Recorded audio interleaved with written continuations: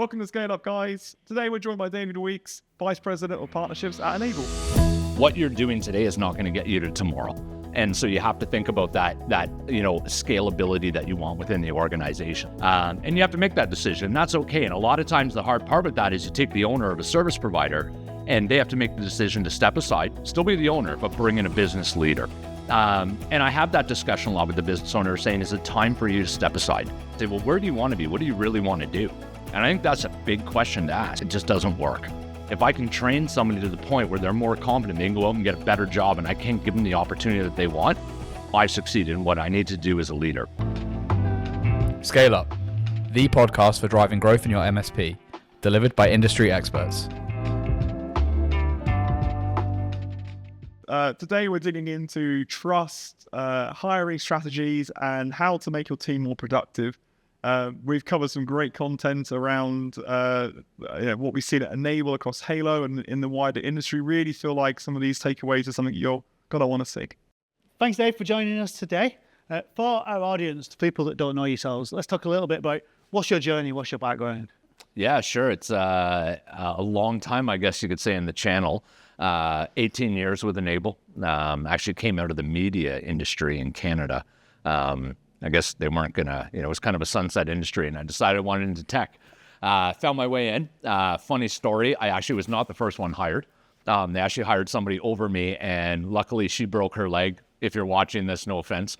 But she decided not to take the job, and I got hired, and I've been there ever since. So it's been a lot of fun, and working with Enable throughout numerous different jobs over the years, and really just working out in the channel, meeting with our largest customers, different MSPs all around the world, and really just understanding how they see the market, how I see it, what we do as a business, and trying to align our strategy so that, we can support each other. Yeah, so I think from the stuff we talked about and some of the content I've seen, you talk to a lot of MSPs. You see a lot of their pains, a lot of their frustrations, and where they're going right, where they're going wrong. And then also you've been through your own journey of building certain teams and building certain structure. I want to really zone in on how do we build teams? What do you see as a really successful way of building teams? Yeah, it's interesting. I get this question a lot from service providers and of the like, and have the discussion. Look, at building a team is not easy. And what most of us try and do is we build a team for today. But we don't think about what we want that team to be in 6 or 12 months or 18 months or 24 months. And that's really the way to think about it. It's an evolution. And so as you're looking at kind of garnering that right talent that you want, what you're doing today is not going to get you to tomorrow. And so you have to think about that scalability that you want within the organization. So one of the things I always say is look about where you want to be in that 12-month period. Think about that 24-month. The 12 months who you're hiring for today probably. The 24-month is who we're thinking about in the next 6 to 8 months. But that 12-month is, as we hire them, can we evolve them to be the next level into the next stages as we grow forward? When we think about MSP, a lot of the stuff I see is, as a business owner, we think people don't work in certain roles and we may eject them and get another person in. But actually, if we put the mirror up, it's actually about how we're doing it and how we're either letting go too early or we're not letting go at all. I think a big problem with that is there's no succession plan, right? Like we a lot of MSPs don't go to their staff and say, well, where do you want to be? What do you really want to do? And I think that's a big question to ask, right? If you look to somebody's goals and aspirations and you can support them in that, then groom them for it, right? That can be an employee for life, right? I mean, it's, when I look in the market today, it's a transient market, right? And I interview a lot of younger people who come in and, hey, I'm coming into my 7th, 8th job and I've been in the market for 5 years. And I'm like, wow, and I'm sitting there going, well, I've been 18 years in this company, and some people look at that in a bad way and others look at it as go, wow, you've evolved. And I think that's really a big part is, and that's where I was always supported and enabled through different people like Mike Cullen, the Godfather, and a few of them was, what do you really want to do? What's the next thing that you want to be? And they supported me and they allowed me to grow. And I think if you do that with your staff, you create that longevity, you create that stickiness. And that, changing out an employee is expensive, right? I mean, we all know it's 6 months work to retrain somebody new and so forth. If you can keep somebody and move them forward, it's a win for the business every day. But to do some of that, what you just talked about, in hiring people, understanding where they want to go and then do that, a lot of that comes down to trust. Mm-hmm. How do you build up the fact that they've got the ability and you trust them. So that's the funny part. I see so often that people hire somebody in and they suddenly don't trust them and they want to do the job themselves, right? There's a reason that you hired them for that capability. And I think the biggest issue is that people don't want to let their employees fail. I actually love when my team fail and let them fail. And the reason for that is from that, we can have a discussion, you can learn, and now we can move forward. Look, if you're going to fail, something that we always say in the business, just fail fast. Doesn't matter to me. Try something new, go for it. And so I think that inherent trust is something that a lot of people lack whenever they hire somebody new on. And so if you can take that, like there was a reason that they resonated with you in that interview, the reason that you made the offer, you've got to allow them to go make their own path. And they're coming with a capability, a skill set, new ideas from their previous job that you've probably never thought of in your organization. So let them run with it for a bit. So Halo has grown rapidly over this period of time that I've been involved. How are you seeing what Dave's saying, bringing that trust in, helping people to grow? What do you see happening or things you've done wrong too? Yeah, so it's been a crazy couple of years. So when we first endeavored on the PSA sort of part of the business, it was just let it run as best you can. And when there wasn't a problem, you weren't putting out fires, basically. So it was actually just, for example, me doing the entire sales for Halo PSA globally for a couple of years. And there was a time when that was needed because we had no other resource and we needed to make it happen. But then, to be honest with you, a lesson learned was probably let it run a little bit too long. So there is a lack of, there's a big gap between maybe the level of knowledge now compared to some of the other stuff that have come on in, which is just a result of letting it go on too long. So we only hire graduates, so there's always a huge training debt that comes with that. But we want to enable just competency to lead the way and have zero baggage with people coming into the business. So we've really put together a process for training people and use that with ability just to, as David mentioned about failing fast and having the ability to go and try something new, that's has really sort of driven Halo forward. And now, when it was me, there's only like a couple of people at Halo PSA. There's now north of a couple hundred. That's been, we started with the culture. For me, that's the most important. And then very much a learning curve for me to be able to delegate and to release a lot of what you're doing. And that was most of it, really. So, the most valuable people at Halo today are the people who deliver their job in and amongst the rest of the team, being accessible and passing the most important things you do as a business and putting them onto your employees and letting them run with it. And if they fail, they fail, but they learn and we move forward together. So that's David's on the money when he talks about the idea of hiring the right people and then passing across responsibility and then letting them fail if they do fail. And that's the best way I've seen to foster a culture of creating high performance teams. Yeah, I mean, you talked a little bit about culture there as well, and we've dug in a bit of that in a previous podcast. So talking about Halo's culture, it's very interesting how you guys have developed that. But culture's a word that's used so often to mean lots of different things. What does it mean to you in your journey? I think it's a little bit different in some instances. I mean, we're now over 1,800 people globally. And you have to think about geographical and regional areas as well too, right? And how are those teams going to interact? When we do it, so we have hubs that we run, right? And they're all about collaboration. That's what we call them. They're our collaboration hubs. We want those teams within there to not only work with the greater, wider company, but have the ability to be able to work together on a day-to-day basis. So we have to think that regional perspective, right? Whether it's in Poland or whether it's in Bucharest or whether it's in Ottawa or, it's in Sydney, Australia, it doesn't matter. They have different perceptions of the way that they want to work and they're, and then the balance within that life. And so we try and support all of that, but culture is this buzzword that everybody uses. And a company can't create a culture on its own and say, this is what you all have to adhere to. The people who work for you have to create the culture and then the company learns to adopt it. And I think that's where a lot of organizations make a mistake is those leaders say, well, this is how I want my company to run. Okay, well, that's great. but it's your idea and it may not be where you actually want to be at the end. But if you allow your people to drive that culture, you'll end up with that performance level that much higher. And if that's even only a half a point gain, that's a half point better than you would have got by running it your own way. Yeah, I always see lots of aspirational cultures. People write a culture and it's like, yeah, that's what you want it to be. That's what you're dreaming of, but you don't run the business that way.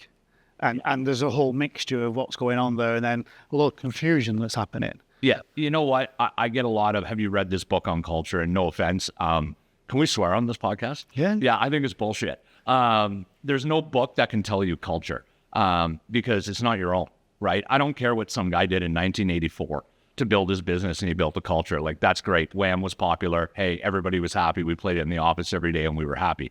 But that's not life, right? Life is, what do my employees and my staff want? How do they see it that makes them want to come to work every day? If you've got a team of people who don't want to wake up in the morning, you're a failing business. It's as simple as that, right? And when I look at somebody like Halo, right, and I see the excitement on the team's face whenever I'm here at the office every time that I come. Or that's just because you're here. Together. Well, it's not because of me. I can guarantee that. It's because of you, Dave. Well, yeah, fair.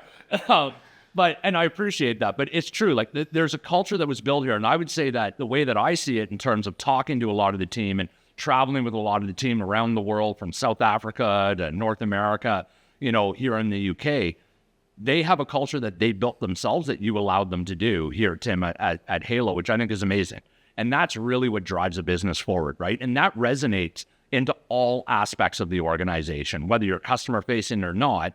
The accessibility, the sales component, the relationship building, all of that is a huge thing. And that's a massive part of what a culture really is.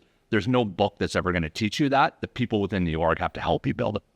So I think a lot of our audience is probably thinking, yeah, Dave's just mentioned a load of different global places and he's got all these people in all these global places. And they're probably thinking, that doesn't matter to me. I'm a 20-man organization and we're all in the same Wigan town.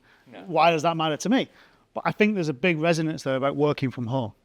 We talked a little bit earlier about how do you keep things like trust, accountability and culture when you can't actually touch these people? You may see them on a video once a week because they're all remote and they've been employed remote because that's the COVID world we went through. Yeah, you've got to find a compelling reason for them to come back to the office, right? And collaboration is key, right? And we believe that. If you're going to work at home every day and never come to the office, and then 6 months in, post-COVID, tell me, hey, I should be a manager, but you've never even seen your team, I have an issue with that, right? If you're not there and you're not bouncing ideas, you're not learning off of each other, then there's a failure within the org.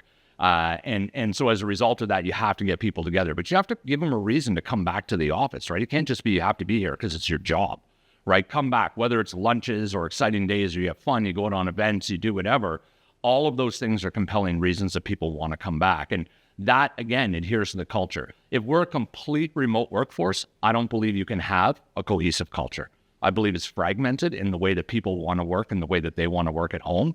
And that's somewhat of a detriment to the business. Whether I'm 1,800 people in global or not, when I started with this org, we were less than 100 people, right? And we found our culture and we figured it out and we drove that. And we were a sales-driven org, but we had a hell of a lot of fun doing it, right? And people wanted to be a part of that. And that was the atmosphere that we created. And that came from the team who were out there on the phones, driving the business, seeing the people. Because you know what? We were growing an organization and we found a lot of fun. If we can all see the end goal and we all feel that we're a part of it, it's a win-win.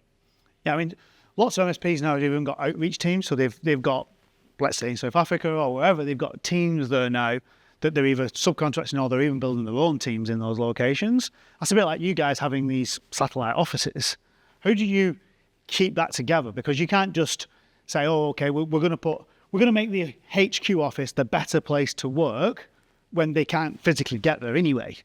Yeah. You've got teams in Australia. How do you keep that team in Australia aligned to the team in the UK? So we did something at Halo relatively unique, where we actually, everyone who started an abroad office actually started in the UK. So they were part of that core group.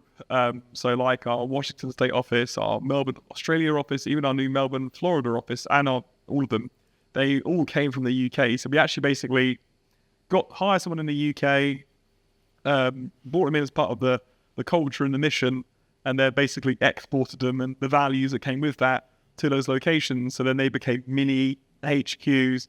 But that was quite a unique approach. I think for an MSP based in Wigan, there's a few basic things that you could focus on. So going back to your point about working from home, for example, technicians are naturally introverted, aren't they? So you can, I always say, lead with fun, and you actually mentioned bring them onto the mission. And I think if you're able to bring them into a workspace which fuels their ambitions and what they want to do and where they want to get to, whether it be like certification training, whether it be helping go from a level 1 tech to a level 2 tech, even having a FaceTime with the right people in the office to get the progression and the equity in the business that allows them to make that progression step. All of that becomes important, but I think it's especially hard for MSPs with techs who are introverted, and you need to be relatively, you have to place care on how you bring people into the office, how you hire people, what sort of culture and what sort of tone do you want to strike with your staff. All this needs to be considered, especially if you're looking to delegate and enable yourself to focus on more bigger priorities in the business. Just bringing it back to sort of MSPs and what they'd be hoping to, how they get to the next level. So that's what I've seen. I've worked about, probably less than you, David, but I've probably worked with about 150, 200 MSPs last year.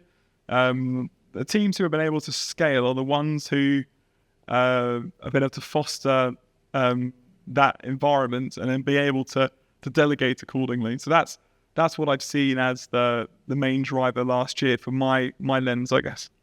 That's a great question, though. I mean, Dave, can you sort of lead into that? What do you see the MSPs you're working with? Who are the ones that are seen as rock stars, and you can see their leadership team, you can see their teams are growing? What's maybe a key thing they're doing? What's the thing they're looking at? Yeah, I'm going to go back to something I said. They're sales-driven orgs. They're not tech-driven orgs, right? And I think that there's an inception point in a service provider's business where you make the decision of, I'm going to be lifestyle or I'm going to grow it, right? And if you're going to grow it, the only way to grow it is sales. You're not going to grow it through dev. You're not going to grow it through service delivery. It just doesn't work.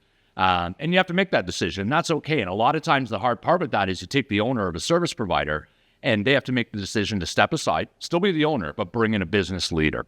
And I have this discussion on a regular basis, and no offense to me, right? I probably talk to 500-700 MSPs a year, if not more, but that's all right.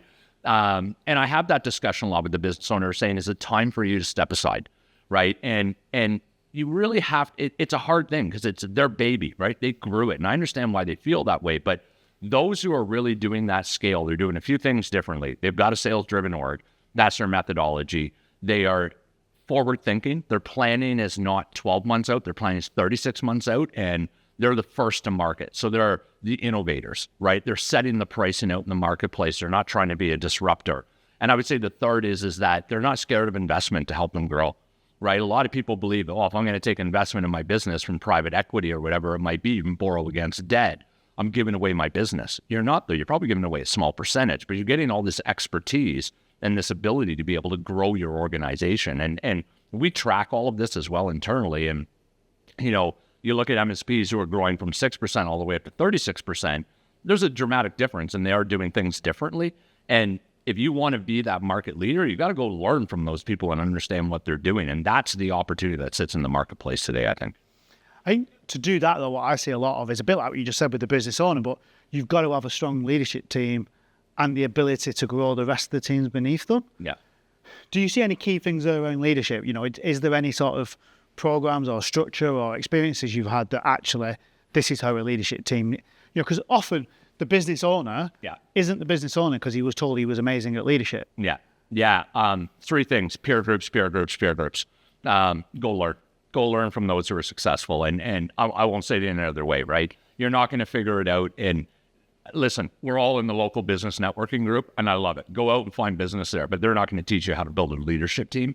Go learn from those who have failed and have done it already, right? And because somebody's been with you in your service delivery team or in your marketing team or whatever for the 10 years your business has been open doesn't mean that they're actually a leader, right? And you have to understand that. And so going and being able to sit down with your peers and understand how they got over that and figured out those mistakes. And I mean, I hear it all the time, right? Somebody calls me and they say, I just hired a vice president of sales. And I go, well, how many salespeople do you have? None. And I go, then why do you have a vice president? Right? Like, they're a vice president of nobody. So buy them a t-shirt and send them on their way, right? You should have hired an inside salesperson just to dial for dollars for you until you're ready to build that team.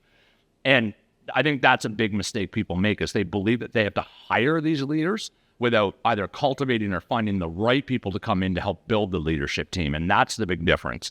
And that's an area where people can learn, looking at things like Lencioni principles and so forth of why you would hire leaders in a certain way. That stuff makes sense. But yeah, I think that's the inherent problem. People believe that they have to promote just because of longevity, and that's a mistake. So go out and learn from the others in the industry and formulate your plan from there. I think you just sparked a question for me as well. And you talked about someone's been with you 10 years, or you've made them a leader, or etc. A lot of what I see when I go out there consulting, I get someone to draw the org, and there's typically at least one, if not two people that have clearly been left in a position too long, or they've been sideswiped when they should have actually left or been demoted. Have you seen any of that? How does that impact? It does. I mean, listen, when you start to create a problem where somebody's not delivering as a leader in your business, you're creating a cancer in your business. And cancer spreads very quickly. And you need to learn when's the right time to be able to say, you're not a fit, or I need to move you to a new position, or I need to move you into this area of the business to support in a different way. And now maybe we've taken them away from a people position, which is okay, and putting them into more of a strategic role. Or it might mean that they don't fit, right? And if they don't fit, move them on, right? There's other opportunity out there for them. But you're right. I see it a lot, and I agree with you, Darren. There's too many people who sit in the org and they're there because they've always been there, but they haven't evolved with the business, right? And if you can't evolve with the business in the way that you want to evolve your business and the way that you want to move it forward, you don't have the right people on your team, right? Something we say and we look at is if you're not an A player on the way to an A player and we can't get you to be an A player, then we need to rediscuss what you want to do in your life with us. It's not a bad. I think for me, there's a critical point in there about you have to have that critical conversation. You have to hit it at the right time, but you have to hit it head on and be very frank about it. And this is where we're at. Well, it does. And that goes back to even the succession planning. Look, you put somebody into a leadership role, they're not done in their career journey. Have they felt that they've hit the wall in your organization and they can't move any further forward? Well, then they start to lose motivation. Okay, well, that's fine.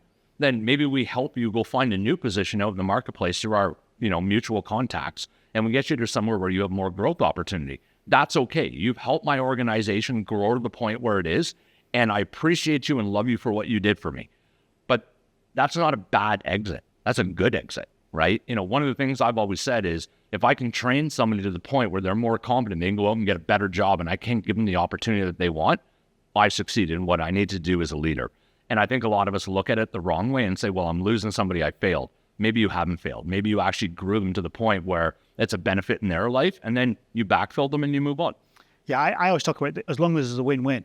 I've put so much work and effort and energy and money into you, and you reciprocated just as much, if not more, then that's a success. It is. It absolutely is a success. Look if they were with your business for 10 years and you grew from $1 million in revenue to $5 million in revenue, what was their contribution to that? Happy days, move on. Right? And if they're not fit anymore, no problem, right? You part ways. That doesn't mean that when your business doesn't now scale to 10 or 15 million, they don't come back, right? Because now they've gone out and learned new skill sets. They've been in a new organization. They might have moved to a new senior position. And now they've come back and they said, I worked for a 50 million turnover organization. I can come in and help you get to that level. Hey, you know what? That works for everybody in the end. And we've seen a lot of that where it's that transient move, but it's secular. Right? They leave and they move around and they come right back to us and they bring a whole new level of capability. I'll never lose on that if I can bring those people back. And maybe even appreciate a bit of what they got that they didn't appreciate. Yeah, and maybe at the time that they left, there's always a little bit of a spin the wheel of blame, right? They left, they've been gone for 2 weeks. Anything that went wrong in the business was their fault. I think we're all guilty of that at times. But no, when they come back, it's a win-win for everybody at that point. Right? And that means that going back to your question on culture, the fact that they want to come back means you have a good culture, a positive culture, that they were willing to look at you again. Because if you didn't, they would never even consider it. I think it's really important to take advantage of the MSP community because when you interact with peer groups, especially, and you're able to get your face out there and you're able to interact in community around whether it be one of our vendor tools or another means, it enables you to make sideways jumps into other organizations where you can unlock those learning opportunities and also contrast it against your own internal business. But I think one thing I did want to say was, to your point, was about with peer groups is just the complete key, as you said. Like, it really is important to take advantage of that community. People who will go years on years without being able to get past a certain hurdle can unlock it in over a course of a couple of weeks or a couple of months with people who have already been there previously. So I think it's really important to if you're not part of that today, one of the takeaways, to definitely get involved, whichever one you feel best suits what you're trying to achieve. But yeah, just wanted to make that. Yeah, I'm exactly the same. Total big believer of it. Big turning point for me in my journey was the peer groups, and then also vendors. I really, almost like a light switch went on to say, stop reinventing the wheel, stop thinking you know better. Let's go to the peers, like you've said, speak to people that have failed and succeeded, do what you're told. There's a lot of good information out there, free, and then put the tools in like you're told to do it. And guess what? It works. You should have to do something once. The only time you should go back to that is when the growth of the business has gone that far that it needs the next level of whatever it was. What we often do, let's look at service delivery. We think every 6 months we go back to it because it's broken. We're just going to change it again. Then we're going to change it again. Then we're going to change it again. Before we know it, we've been on this wheel for 3 years and it's still not right. Yeah, exactly. Yeah. No, you know what? It's one of the things I always say is, if you're $1 million turnover, you're 3 million, you're 5 million, you're 20, you're 50, you're 100 million, you're 150 million. If you're in one of those buckets, all of your peers have the exact same problems, right? It doesn't matter. I don't care that you get to 500 million and think that you're different than the other 500 million company. You're not. That turnover is the same. You're both having the same issues. You're both having the same scale problems. You're both having the same management problems. You're both having the same hiring problems. You're having the same problems around what are my new revenue streams. Stop thinking, like you said, Darren, that you're different, because you're not, right? We're not different as a business at the size that we are as a vendor, right? And do you think that we don't talk to other vendors of our size in the space? Even our competitors, we do. Why? There's enough business out there for everybody. I think the inherent problem, and Tim, you alluded to it, was if you're not in a peer group, why aren't you there? They see that peer group as, I'm sitting around with my competition. It's a threat. Stop thinking that, right? And listen, there's 11,000 service providers in the UK and there's over 100,000 SMEs. Don't tell me that you guys are competing with each other, because you know what? In my 18 years, I might see 2 MSPs compete 2 or 3 times a year at best on the same deal. And they come to us and go, how do I win? I go, well, the best person will win. I'm not going to help you win when you're both dealing with it to me, right? But that's the problem, is we inherently think competition. And one of the things I always say, and Tim, you heard it at the events, when I walk up on stage in front of, our partners, I say there's no competition in the room. It's everybody outside of the room's competition because they chose not to sit with their peers, right? And that's the mantra that you have to think about. And if you have that identity within your business and everybody's thinking that way, you will look past it. You'll be willing to learn, and you will bring new ideas into your organization that will propel you forward for sure. And to that point, still sharpens still. And the thing is, if you are in a peer group moving forward together, people who aren't in that ecosystem aren't moving. So you may feel you're not moving or you're aligning yourself, but that's what progression feels like. And yeah, as I say, when you unlock blockers in your business, it enables you to get to the next level, and that can attract new top talent that's lingering out there in the market that might have been looking at you but not wanting to apply to your job, for example, and now they want to interact with you because of what you're now achieving today, whether it be sidestepping into compliancy, which is an emerging market we're seeing in the industry today, whether it be reinventing old wheels around print or getting lateral and going into telecom to widen the number of services that you offer to make you more profitable as a business, or whether it just be simple things like implementing ITIL and enabling you to go after larger accounts who expect that sort of thing from you. Stuff like this, whatever that learning curve may be, it always enables you to all sort of progress together. As Mendy Green says, and his business, rising tide, a rising tide raises all ships. So it's in the MSP industry especially, it's what I've seen, that community enables. You only know what you know.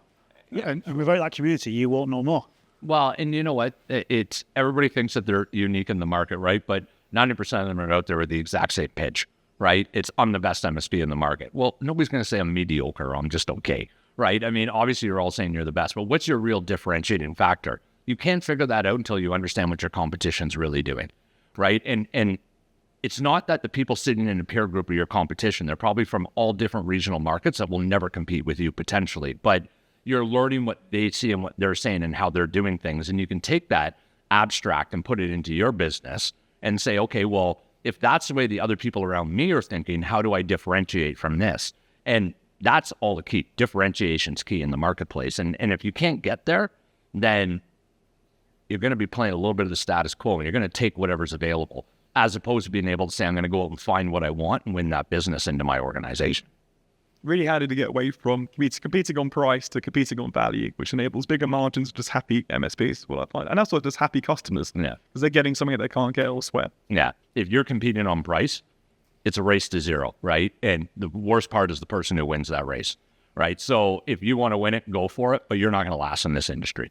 And it's as simple as that. And those market-leading MSPs, they have a minimum buy each month. If you can't meet that minimum buy, they could refer you to somebody, but you can't do business with them. They don't negotiate on the price, right? I'm going to take a certain amount of risk. You have to pay X amount. You want me to take less risk? You can reduce your cost, but you own more of the risk. And these are the different discussions that are happening today around cyber and compliance as a service and so forth. And we also have to understand that the market's evolved, right? When I started in this industry 18 years ago, as vendors, we were explaining what is a managed service provider. Right. We created the term as vendors, right? Because it was working to build our software and to put it out into the market. But ultimately, what does that mean? A service provider is somebody who facilitates a consultative engagement to drive business outcomes. So you're actually a business consultant in what you're doing. Stop thinking that you're a technology provider. The technology falls based on the plan that's built. Not anybody can put technology in place because that's all sitting out there for you. It's about how do you strategize around it and help them drive their revenue streams to a maximum point and increase the productivity of their employees. That's the win-win for everybody, and that's the differentiating factor. A great point around sort of profitability and productivity. How do you see MSPs today making their staff productive? You know what, is giving some autonomy. I think a big problem out there is that everybody wants to, when you look at it, going back to some of the leadership side, right? Everybody says, I want to put my fingerprint on it. I want to have a way that I direct how this works.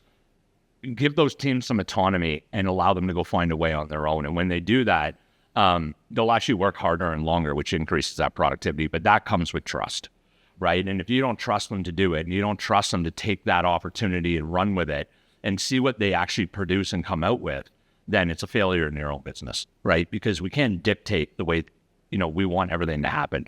Yes, there's certain business outcomes that we have to. And we know what we're trying to drive towards, sales targets and things and so forth. They're set by the organization. That's a natural. We know we want our growth up 15, 20, 30%, whatever it might be. But how we get there is the different question, I think. And a lot of times organizations say, well, we're going to get there with this rigid 1, 2, 3 step. Well, but maybe your team says, well, we could do it 1, 1.5, 2, 2.2, and 3 and 3.1. Let them take those little detours and see what they produce, because it might actually get you to the end game faster than you thought. And so I think that's where a lot of times people are a little bit congruent in their business in the way that they think about that flexibility. It's not always easy because we want to have some control in our organization, which you will. And I think the second point to that, Tim, to yours is give them access to the data. Too often I see MSPs own all of the data. Their staff don't know their growth numbers. They don't know where they're struggling. They don't know the KPIs. They don't know what they're striving for. And then I meet with salespeople or engineers, and it doesn't matter, by the way, whoever's in your business, you know all of your KPIs that you're striving towards and your targets. If they don't know, your business is already starting to fail as well. So in summary then from that, what I took from that really is you're talking about what things do you need to control and what things do you need to let go. Yeah. What do you think is good examples of that in your history, even if it's down to how you delegated to a certain team member? Yeah, you know what? I'll give you an example. Let's take a 25-person MSP, and they have a technical team of 10 people, and they're looking at new tooling, and a vendor's working with them. And they say, yeah, everything looks great. We love it. It's going to work perfectly in the way we want to deliver service. It's going to give us enhanced optimization, enhanced productivity, enhanced profitability. we've got more automation, everything's perfect. And then they go, but we can't make the decision without the owner. The owner's never seen a demo. The owner's never looked at it. They don't know what the tool does. And then they come in and they say, well, how much does it cost? Because I want to see how it's going to fit into my contract. Ignoring all of the soft costs that they might be saving on, thinking about the hard costs. And that's that point of, as one example, as an analogy, where that control is detrimental to the business. Yeah. You either have to be involved because you're involved, or if you've delegated it, delegate it. Exactly. Trust your teams, let them do it. Right? And if you can't get to that point, then you're probably in the way and you're actually the problem in your own organization. Tough pill to swallow, but you probably are. And I'll go back to it might be time to replace yourself. Well, that's what I see often where we've got these ceilings of revenue value in MSPs. Typically, that ceiling is there because the owner can't go to the next stage. Mm-hmm. It is. You're right. And as every business that scales as you get forward, we all get in our own way, right? And we do. We create our own barriers. We create our own red tape. We create our own roadblocks. It's being able to have the right people who surround you to say, hold on, you need to remove yourself from this and let the right people do what they need to do. And I'm sure, Tim, in your journey at Halo, you've done it as well. You put up your own roadblocks and you figured out over time that there's a better way to do this. And it probably didn't come from you as a leadership team.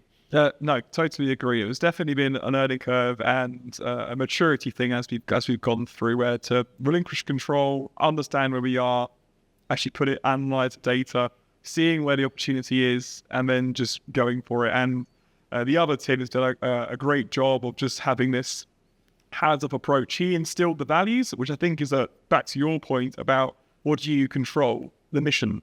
You control what we're trying to be, who we're trying, what we're going after. It can be financial targets. It can be the type of MSP or differentiator that you feel that you can be.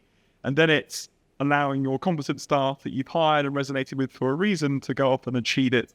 And that's been something that's been very valuable to put like a baseline, a foundation in the business, and then letting people operate within that to go and achieve that goal. And to your point around doing baby steps or tangents or failing fast, wherever it is, if you've got the right people in the right places, you'll tend to end up in the right spot. And it's the people willing to go through that pain are the real innovators in the MSP landscape that I'm seeing today. I think you used a key word there, which was the foundation.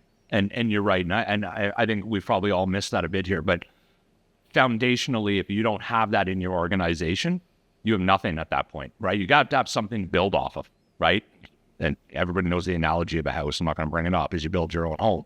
But if there's no foundation to build off of, then what are we doing, right? And it's, if you don't have a business plan, then you're just planning to fail. And that's really what it comes down to. So I think the overall plan makes sense, but then bring in all those different inception points of expertise within the organization. I mean, Tim, you could walk through this building today and find a whole bunch of different people that if you had a problem, you wouldn't go to the whole staff. You would have specific people that you would go to you think could give you the right answer to help you with a new way to think about it. That's what we all do. And you got to surround yourself with those type of people. Yeah, and I think you had a good touch point there about, you own the mission and where you're going, but not necessarily how you're going to get there. And, me, myself, I've gone through this journey of being a big process person, big data person, very much thinking, well, if I don't do it myself, it's not going to get done the right way. And I think that's what a lot of leaders go through, and especially business owners. They struggle with the point of, well, there's only me can do it this way. And what they don't see is actually there's a journey of getting somebody to the same point you are, or even a different way of doing it that you're doing it. But ultimately, they will excel you. But that doesn't conceptually work in their heads because they're like, well, I need it today. I need someone to do the same job as me today. Otherwise, I'll just carry on doing it myself. Yeah, you know what? I mean, it's true, and it's getting a different mindset. Within Enable, when you move into a senior leadership position, you have to have a mentor, and that mentor has to recommend you into the executive team. And you have to go through a process. It's several months where you work with them. You have regular calls. And I remember my mentor is our CFO, Tim O'Brien. And one of the things he said to me was, where do you think your downfall is in being a leader? And I said, the problem is I can't delegate. I believe I have to do everything on my own because I've been doing it for so long, right? And I just know what the next step is and I know what the outcome should be. And he said, then how has your team ever learned? And I said, you know what? You're absolutely right. And learning delegation made a massive difference in my life. Not only from working 18 hours a day down to like 12 or 14, but, really, it really gives you that difference. And only 14, you've gone part-time. Well, yeah, Jeez. That's what I'm trying to do. But, ultimately in the end, the difference was that what I identified was I actually learned from my team. They taught me stuff I never thought of, and I thought, shit, why didn't I implement this before? Why didn't I do that, right? And it's a total mindset change.